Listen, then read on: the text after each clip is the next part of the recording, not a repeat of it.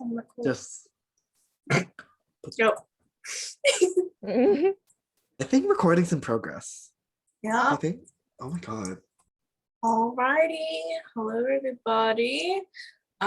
Today we're going to be going over divination in a very basic way, not really going in too deep on every single method, but kind of just what it does and how you can get started with it by me. So getting into divination, you really want to do a lot of research. We do have some resources under divination on our resources category, and there they have like different types of divination that I don't even talk about here. So you want to like read through a few different ones, and if something kind of piques your interest, you can read more into that and try it out a few times.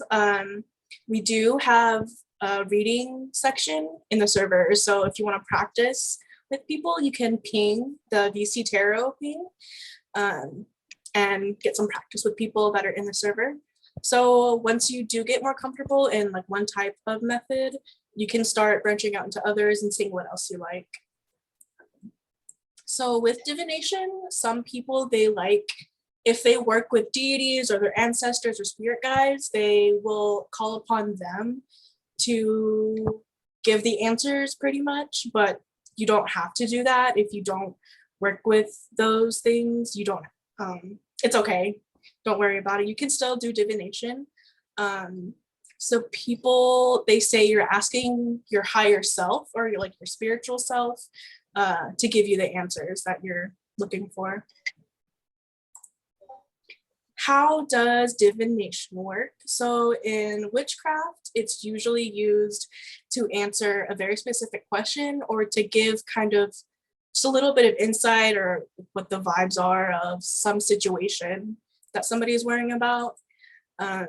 So if there's a spirit that you think is in the house or somewhere near you, and you don't know if it's just like a random spirit that's hanging around or if it could be an ancestor, you could use a pendulum to get like a yes or no, like a clear answer on that. So that would be a specific question. And the insight can be done through tarot. If you want to do like a relationship reading, that can tell you how the relationship may be like behind closed doors that nobody really knows about, or how it will be in the future or at the current moment.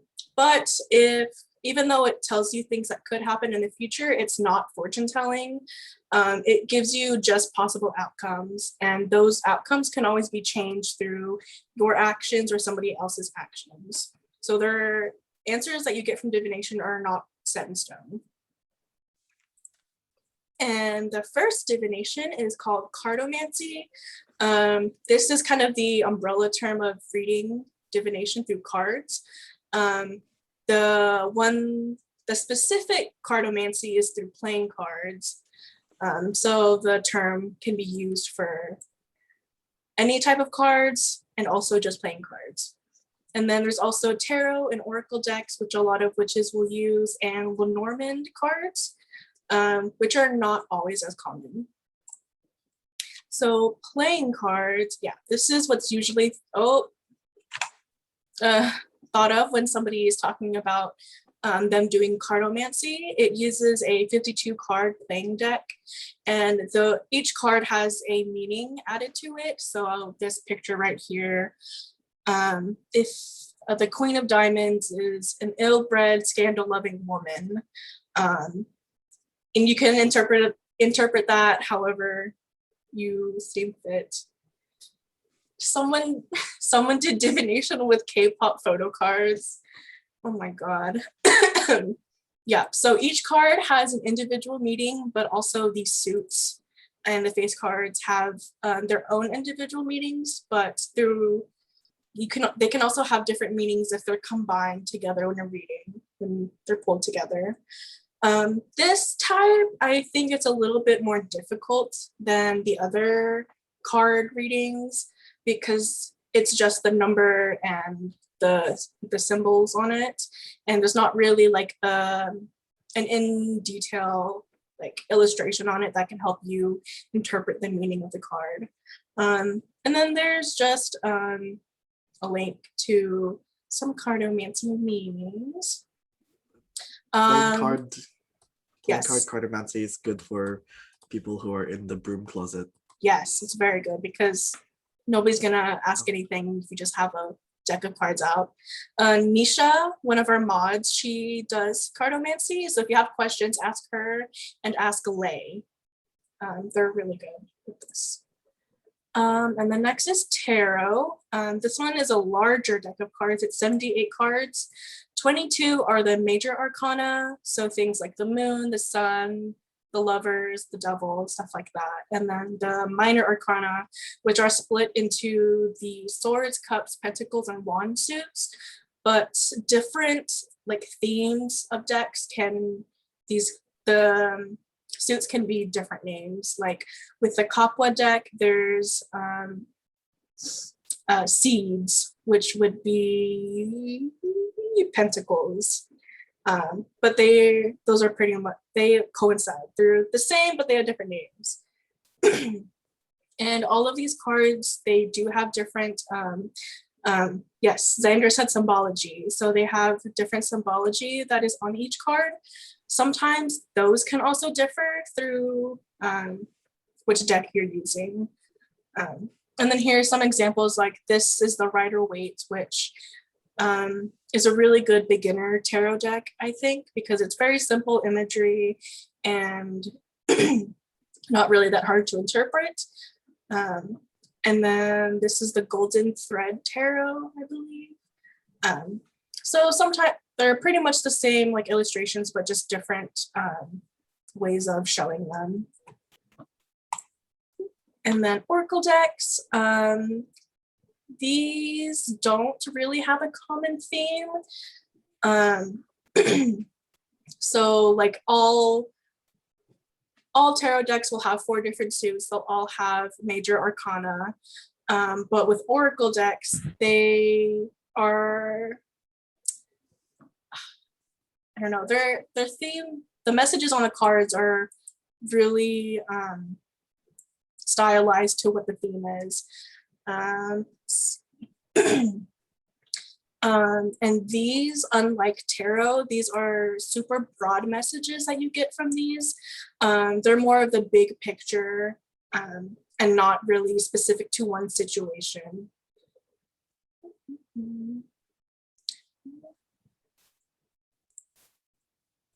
And then Lenormand decks. I don't know a whole lot on these, honestly. I never really thought to learn it.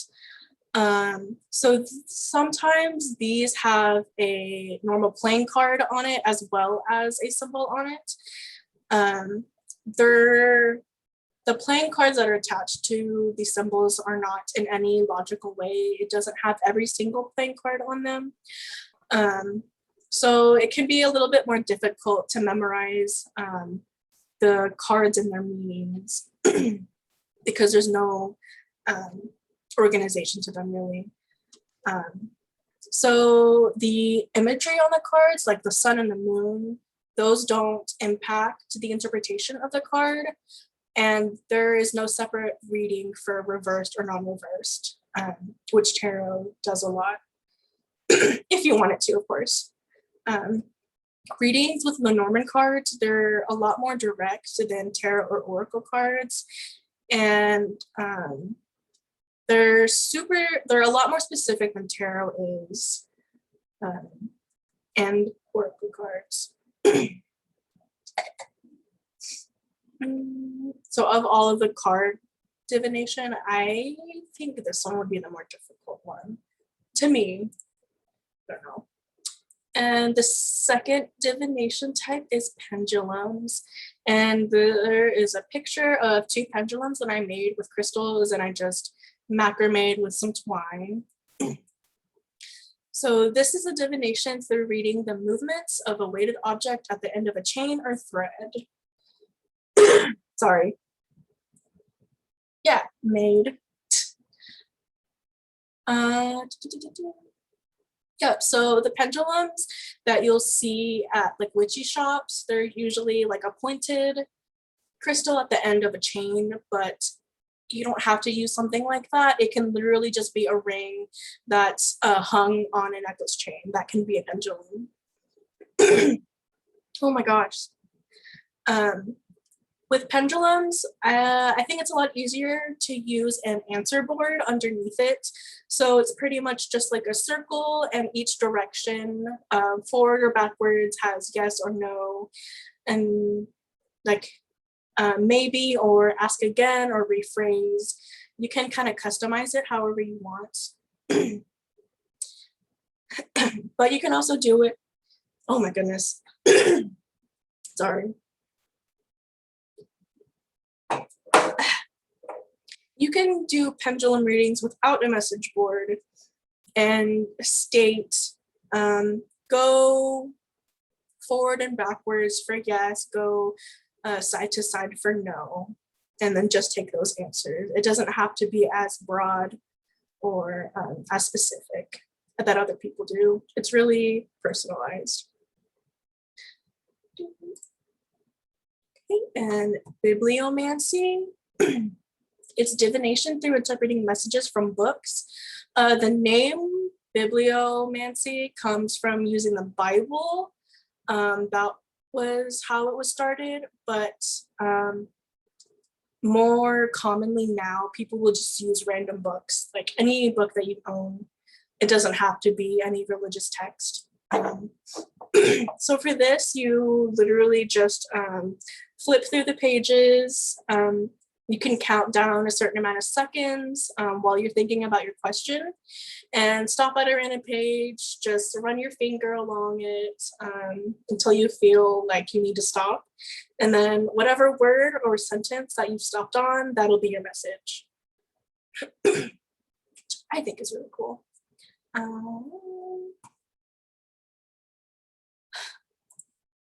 Y'all fighting in the comments, jeez. So one really similar to it is Shufflemancy. It's a newer type of divination, and it's part of tech or technology witchcraft. And a lot of witches, they'll make their own playlists specifically for divination. There are other ones that people share online that you can use, or you can just use like your whole entire library. It doesn't really have to be anything specific.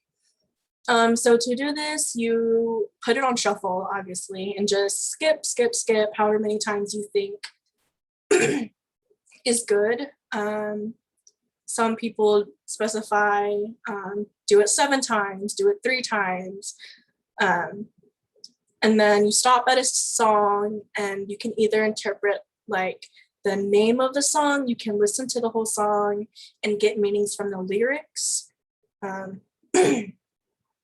Or you can also like scroll through the song and stop at a random point, and then that lyric will be the message that you get your meaning from.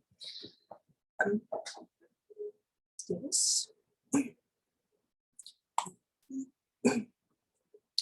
The next type is Claromancy. It includes a lot of different types of divination. Yes. Okay.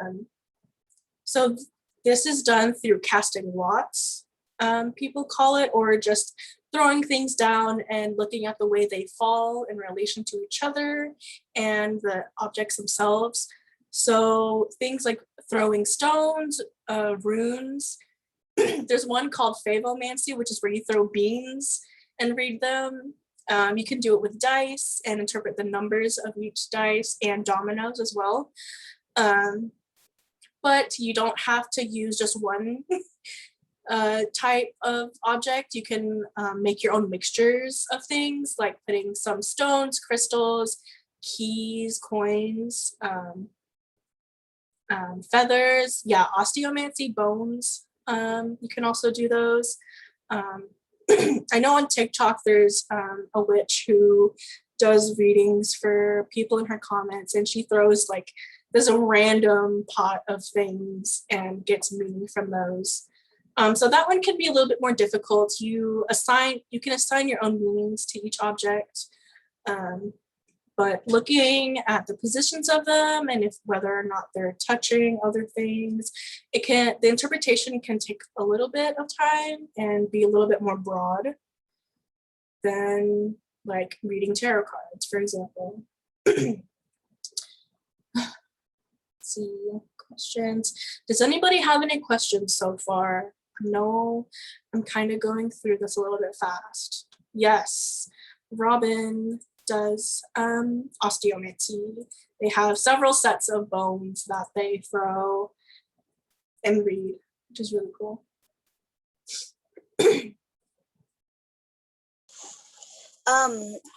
I guess this is a question because I actually remember one time is candle wax considered like a reading or like yes. a clairomant? Yes, I do go over that as well. Yes. I think that's a little bit more difficult way of divination. And it really depends on like what kind of candle you're using, the kind of water, how hot or cold it is, and trying to look at the ball of wax that you get. Trying to find like designs or people or shapes in it. It's like looking at the clouds or looking at a painted wall and trying to find little shapes in it. It can take a little bit of time and it'll be different for everybody. So your interpretation of it could be different from somebody else's. Oh, okay. Yeah, because I actually remember back when I was still living with my biological dad and my stepmom, we actually had a neighbor who's practicing witchcraft.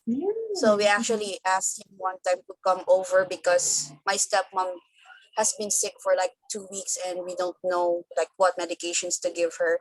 Just so we found out that like there's a guy spirit who fell in love with her and she was pregnant at that time, and the witch tried to like read it via like a cold water and then with a candle wax and came a form of a person. Wow. So that's crazy. Scary. Yeah. And it's super accessible once you learn how to do it because witches always have candles on hand. So Okay. what is going on in the chat? Okay. Yeah, don't rob graves. Don't take people's bones. That's so disrespectful. And you'll probably get an angry spirit attached to you. But if you're out foraging and there is an animal bone that you see, or feathers. Bones that after I eat fried chicken. Yeah, just any bones. It doesn't have to be like special bones. Nice. Like just stuff you can find on the ground. I would recommend that if you do forage and find a skeleton of like an animal, you might want to ask the spirit for permission. Yes. Always ask for permission before taking anything. Give thanks and just be respectful to nature. Exactly. Okay. Okay. Moving on.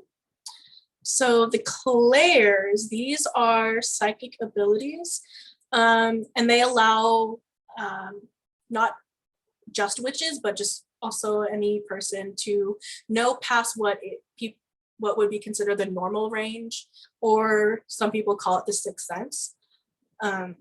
Yep, so there are a lot of different types that people are born with. I believe personally that everybody is born with these abilities, but they just open or close depending on your awareness of them and practicing or just using them on a regular basis. Yeah. So there's clairalience, clairaudience, claircognizance, clairempathy, clairgustance, clairsentience, clairtangency, and clairvoyance. There's a lot. And we do have a channel for clairs if you do have them. People get vibe checks all the time in the server. So clairalience would be clear smelling. So if a spirit walks by and you all of a sudden smell cigarette smoke when nobody around you is smoking, that would be clairalience. Clairaudience is clear hearing. This is usually, people describe a ringing in their ears, sometimes a buzzing. But sometimes people can hear like actual words being spoken. Oh my gosh, words being spoken to them. Claircognizance, claircog is clear knowing. So whenever somebody asks for vibe checks in the server, being able to know there's something right there in that corner, like with no context, just knowing immediately. And there's clairempathy, being an empath. This is clear feeling, usually of emotions. And clairgustance, which is clear tasting. It's super similar to clairalience, but instead of smelling a random thing, you'll taste a random taste out of nowhere whenever a spirit is in your space. And then there's clairsentience, which is also clear feeling, but it is a tiny bit different than clairempathy, which I will expand on. Clairtangency, which is clear feeling of touch. So whenever a person, like in the Hollywood movies, whenever somebody touches a doorknob and they all of a sudden know the context of like the whole entire history of that house and what has gone on in that space. Just being able to touch something and know everything about it. And then clairvoyance, which is clear seeing. So also with the vibe checks in the server, being able to look at the picture and seeing a very clear spirit in the background or in the picture somewhere. Yes. So clairempathy versus clairsentience. They are very similar. They usually deal with emotions, but clairempathy is the ability to not only sense, but to also physically feel the energy or emotions of another person or a spirit that they come in contact with. So if somebody with clairempathy was around somebody who was very, very excited, they would also feel that excitement in them. But clairsentience is only the ability to sense it or be aware of that energy without feeling it themselves. They just know that it's there.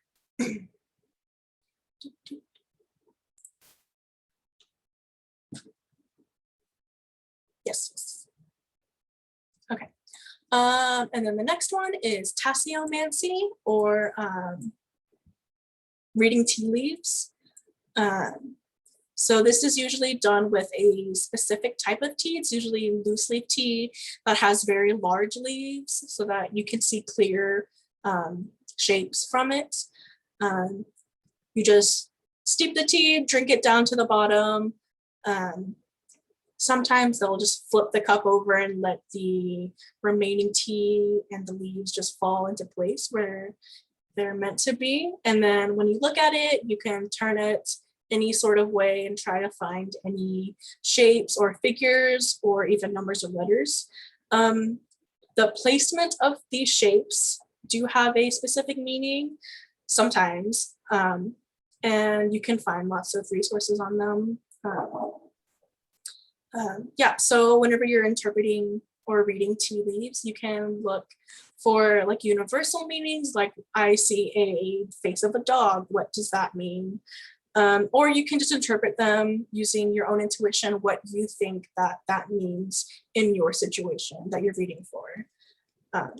Yep. So whenever you're doing tea leaves, because there are so many leaves, there's probably lots of shapes and figures that you find. So you can just sit and take notes of what's there. And once you read again, you can go back to those notes and see, is there any common figures that are reappearing several times? This one is also fun. And the next is scrying. This is divination through seeing images or visions through a chosen medium. These are usually done with reflective surfaces or objects. The most common ones that you'll probably see are water, fire, mirrors, or a crystal ball, or any clear piece of crystal. Oh, anyway. So with scrying, obviously the most commonly known, not just in witches, but like regular people, is the crystal ball, like just a witch just staring down into the ball, waiting for images to be shown to them. These are usually done in a type of meditative state. So really meditating on your question or what it is that you want to see from the scrying, and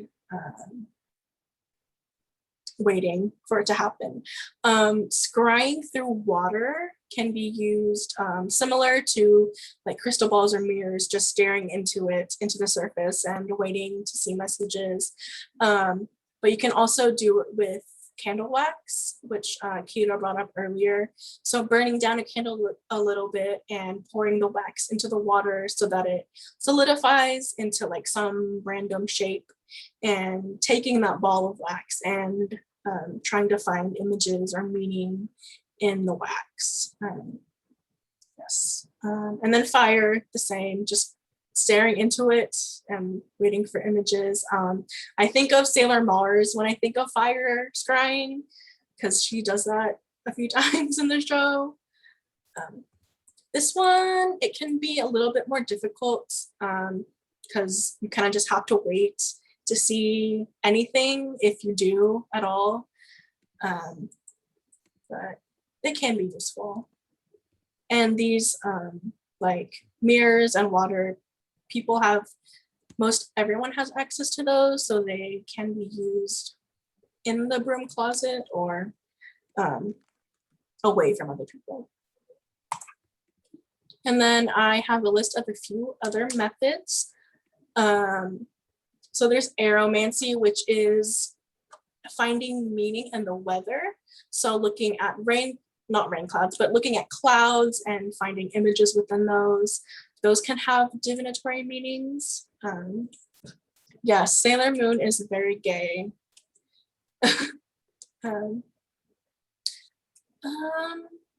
Arithmancy, which is assigning numbers to words or phrases and using those numbers to find a meaning.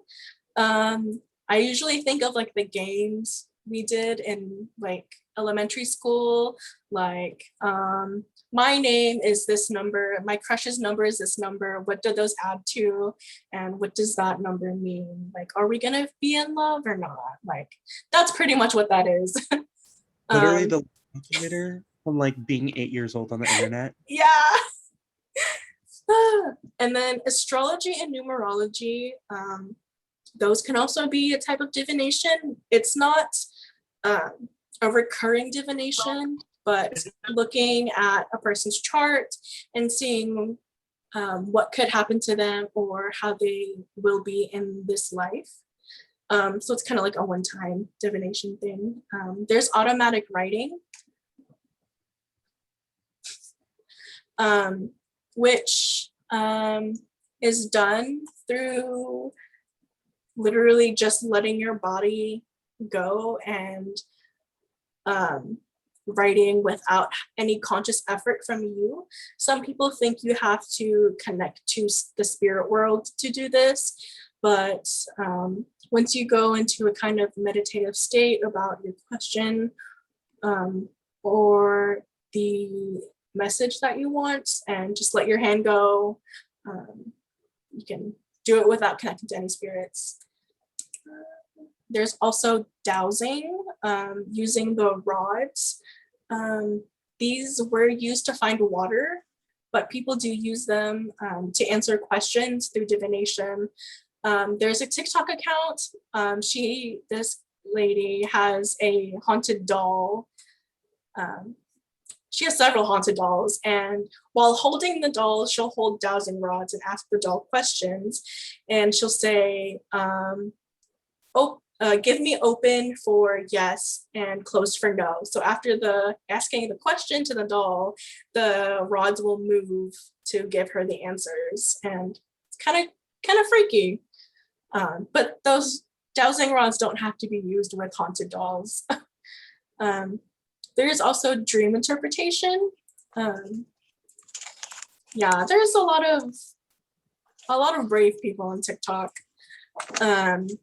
Interpreting your dreams can be also a little bit difficult, because sometimes it's just hard to remember like what you've seen in your dreams. So keeping dream journals is really useful for this. And keeping note of any recurring themes, any people that you see a lot. Yeah, and finding meanings for the different things you see in your dreams.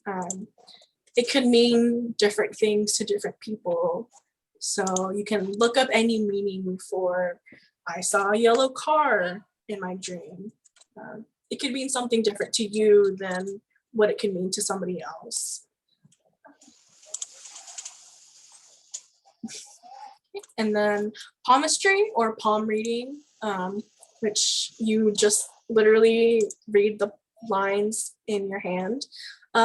This is also pretty much just a one-time divination. The lines in your hand mean different things, like, what is it? Like whenever you close your hand, there's little lines right here in this little pocket, and that means how many soulmates you'll have. Yeah. I'm a whore. Yeah. But there's lots of things to read in your palm, so it can take a little while to learn, and it's just a one-time thing for you to do for yourself, or you can go to somebody else and get it done.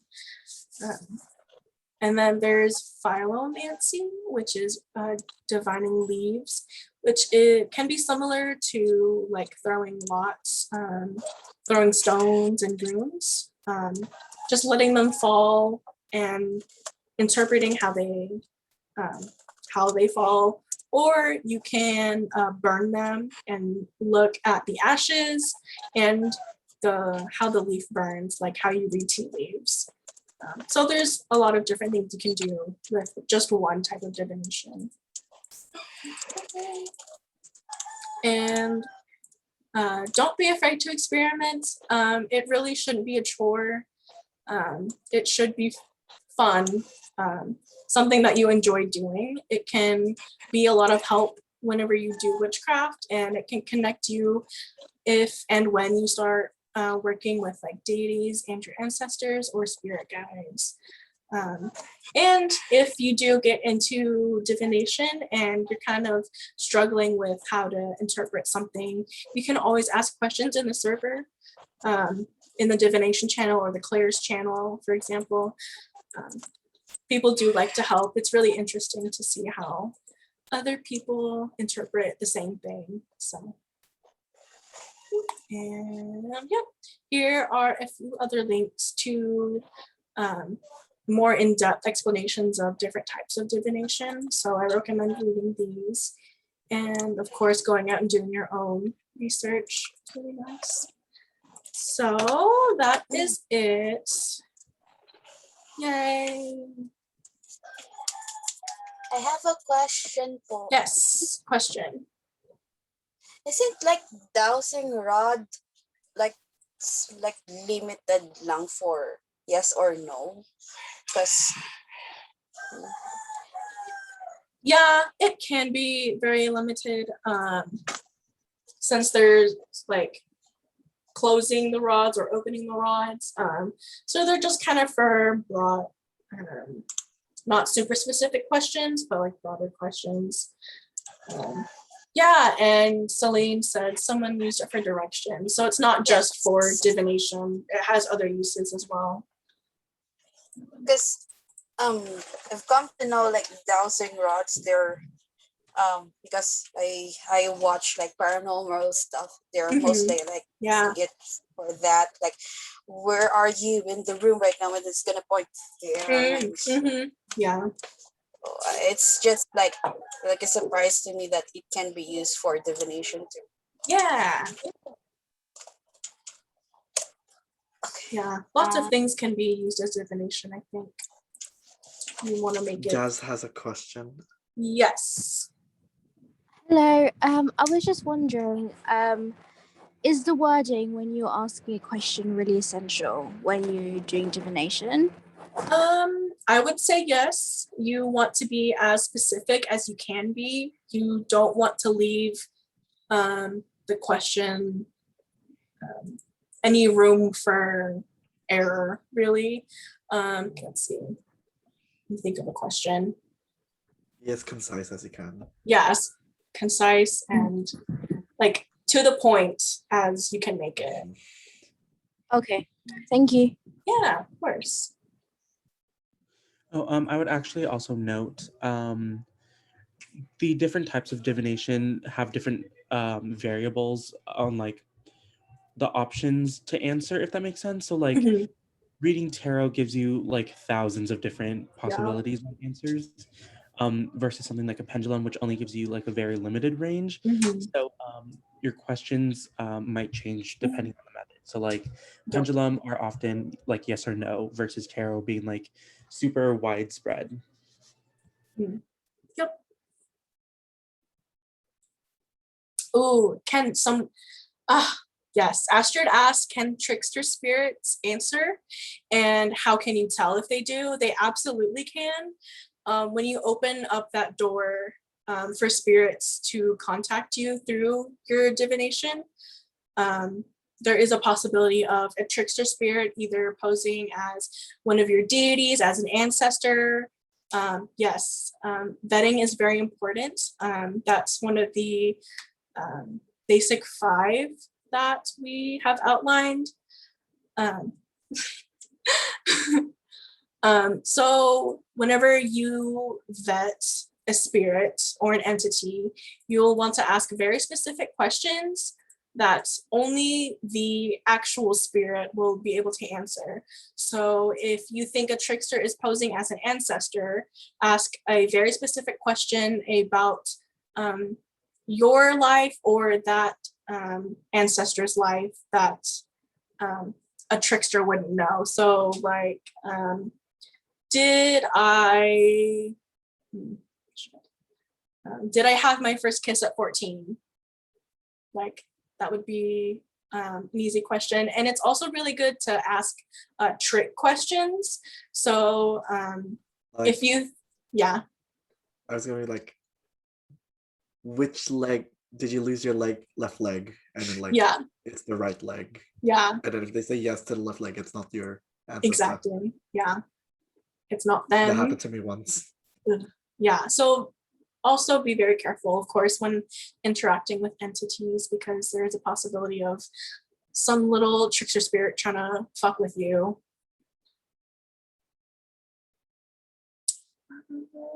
Ellie asked, can I use a necklace for a pendulum? Yes, you can. Any object at the end of like a chain or string can be used as a pendulum, really. Let's see. Jazz said, how do you essentially vet your spirit guides? Ooh, if they're personal to each person. I don't work with spirit guides personally. Does anybody think they could answer that question? I think since your personal guides are very personal to you, just ask very specific questions that only you would know. Nobody else in your life would know. Something only you have the answer to. And if they get it wrong multiple times, then it's probably not the spirit guide. Yeah.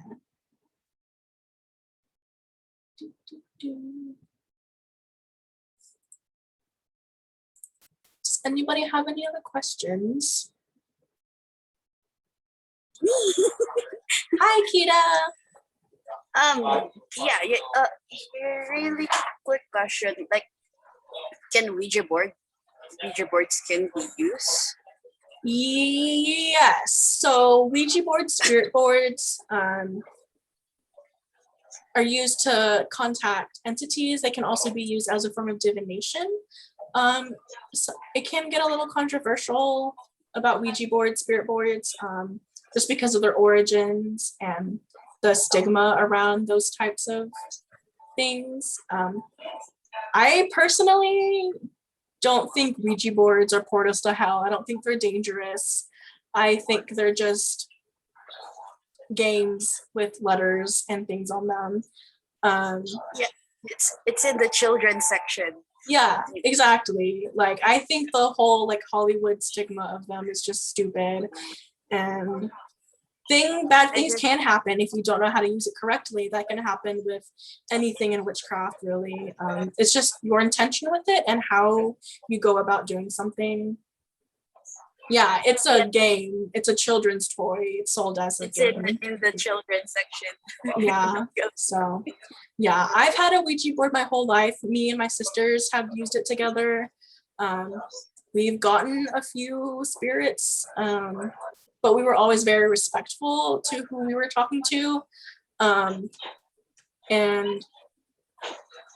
not being afraid of it, I think, is a rule of thumb. Don't be afraid of anything that comes through with any divination, because they're the spirit, you are the human, you are stronger than it. So anything a spirit tries to do or say to you has no backing, basically. Yeah, the Christian stuff.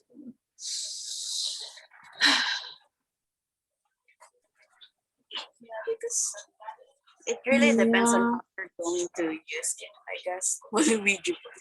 No. Yeah, so like a Ouija board, if I wanted to use it with one of my deities, I would specify I want this deity to contact me, and I would ask them the questions and hopefully get an answer with the, what's it called? Planchette thing.